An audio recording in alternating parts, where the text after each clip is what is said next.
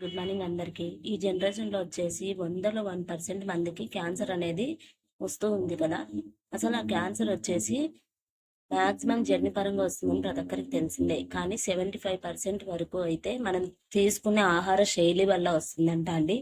ఆరోగ్యకరమైన ఆహారం తీసుకోకపోవడము, ఆరోగ్యకరంగా మెయింటైన్ చేయలేకపోవడం వల్ల.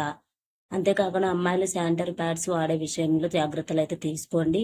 అంతేకాకుండా డెలివరీ తర్వాత చాలా మంది పాలు ఇవ్వకుండా ఉంటారండి. పాలు ఇవ్వకపోవడం వల్ల కూడా లోపల పాలనేవి గడ్డలు కట్టి కొందరిలో మాత్రమే అవి క్యాన్సర్‌కు దారి తీస్తున్నాయంట. ప్రతి ఒక్క గైనకాలజిస్ట్ ఇస్తున్న సజెషనే పాలు ఇవ్వకపోతే ఈ విధంగా అయ్యే ఛాన్సెస్ ఉంటాయి అని చెప్తున్నారు. కాబట్టి పిల్లలకు పాలు ఇవ్వడం అనేది మనకు అదృష్టం కదా!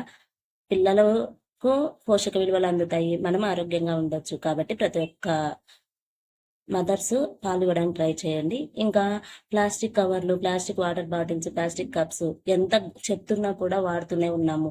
ప్రతి ఒక్క ఫుడ్ తెచ్చుకునేది కూడా ప్లాస్టిక్ దాంట్లోనే. దాని కారణంగా క్యాన్సర్ ఎక్కువ పర్సెంటేజ్ అయితే వస్తుందంట అండి. మనం ఎంత జెన్యూన్ పరంగా అయినప్పటికీ కూడా క్యాన్సర్ ఎక్కువ ప్లాస్టిక్ పదార్థాలలో ఉంటుందంట. వీలైనంత వరకు ప్లాస్టిక్‌ని అవాయిడ్ చేయండి. మీ ఆరోగ్యాన్ని మీ చేతుల్లో ఉంచుకోండి. ఆరోగ్యకరమైన డైట్, ఆరోగ్యకరమైన హెల్తీ లైఫ్ స్టైల్ అనేది మెయింటైన్ చేయండి.